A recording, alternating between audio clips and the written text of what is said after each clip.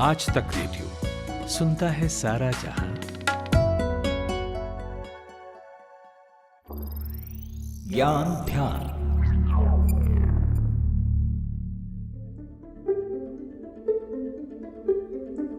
बम शब्द सुनते ही तबाही का मंजर सामने आ जाता है। बम दुश्मन को नुकसान पहुंचाने का सबसे कारगर हथियारों के तौर पर देखे जाते हैं। अब इजराइल हमास के बीच जारी जंग का उदाहरण ही लीजिए। इजराइल गाजा पट्टी में ताबड़तोड़ एयर स्ट्राइक कर रहा है। इस बीच एक बम की खासी चर्चा है जिसे व्हाइट फोस्फोरस बम कहते हैं। आरोप है कि इजराइल यही बम जो है वो इस्तेमाल कर रहा है हमला करने के लिए हमास पर। जिस ऑक्सीजन में हम इंसान सांस लेते हैं उसी ऑक्सीजन के संपर्क में आते ही ये बम आग पकड़ लेता है। ऐसी आग जो पानी से भी बुझाई नहीं जा सकती। हालांकि अभी तक ये पूरी तरह स्पष्ट नहीं है कि इजराइल इसका इस्तेमाल कर रहा है। आखिरी बार रूस पर आरोप लगा था कि उसने यूक्रेन के बखमूत इलाके में ये बम फोड़ा था।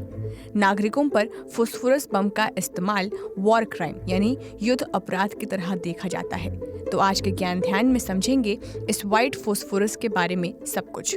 नमस्कार, आज तक रेडियो पर आप सुन रहे हैं ज्ञान ध्यान। मैं हूं खुशबू कुमार। फोस्फोरस जो है वो कई प्रकार का होता है।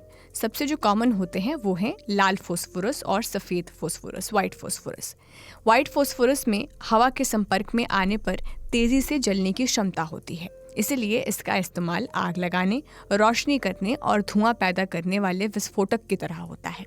व्हाइट फोस्फोरस विस्फोटक को आम बोलचाल की भाषा में WP, विलीपीट या विलीपीटर कहा जाता है। सफ़ेद फोस्फोरस जलने पर सफ़ेद घना धुआं पैदा करता है। सेनाएं इसका इस्तेमाल दुश्मन से छिपने के लिए करती हैं।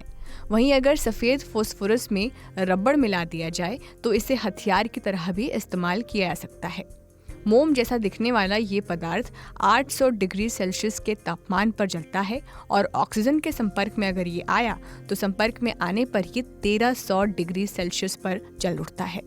International committee of the red cross यानी ICRC के मुताबिक व्हाइट फोस्फोरस हथियार जलते हुए फोस्फोरस को फैलाते हैं। इन जलते हुए फोस्फोरस का तापमान, जैसे कि मैंने आपको बताया, 800 डिग्री सेल्सियस से ज़्यादा होता है और अगर किसी खुली जगह पर फोस्फोरस बम गिराया जाता है तो ये सैकड़ों किलोमीटर के दायरे तक फैल सकता है। ICRC के मुताबिक ये फोस्फोरस तब तक जलते रहते हैं जब तक ये ख़त्म नहीं हो जाता या वहाँ से ऑक्सीजन ख़त्म नहीं हो जाती। इसके संपर्क में आने पर जलन होती है और ये जलन इतनी तेज़ होती है कि इससे मौत भी हो जाती है।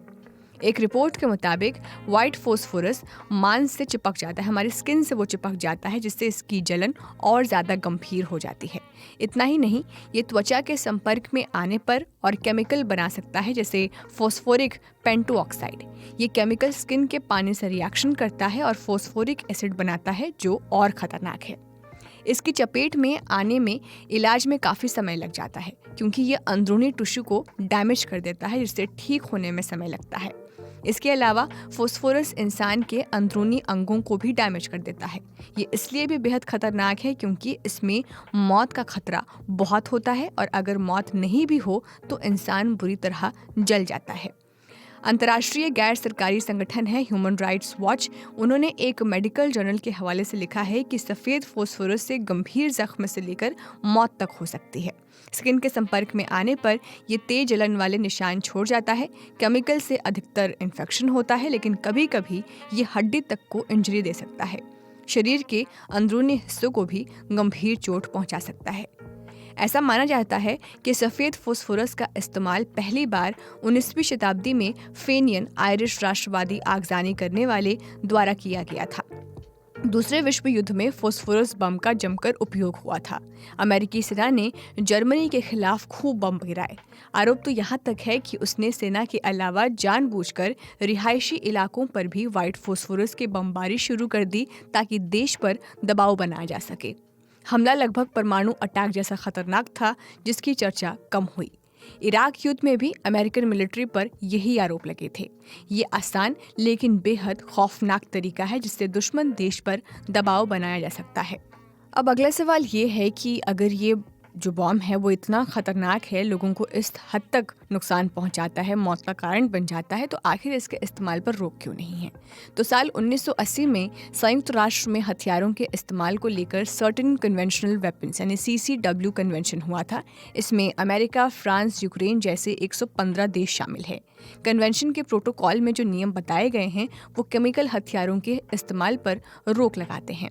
प्रोटोकॉल 3 में किसी भी परिस्थिति में किसी देश के आम नागरिकों या उनकी संपत्ति पर सफ़ेद फोस्फोरस जैसे आग लगाने वाले हथियारों के इस्तेमाल पर प्रतिबंध लगाया गया है। अगर दुश्मन सेना का कोई अड्डा आम नागरिकों की आबादी के बीच है तो भी उसे निशाना बनाने पर रोक है। इसके अलावा Rome statute of international criminal court भी युद्ध अपराधों की एक परिभाषा देता है।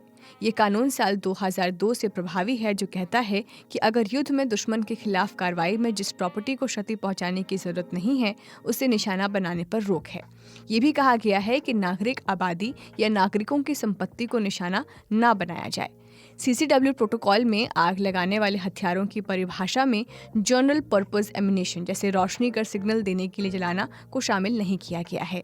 व्हाइट फोस्फोरस को शुरुआत में सिग्नल देने जैसे कामों के लिए बतौर म्यूनिशन यानी लड़ाई के सामान के तौर पर विकसित किया गया था।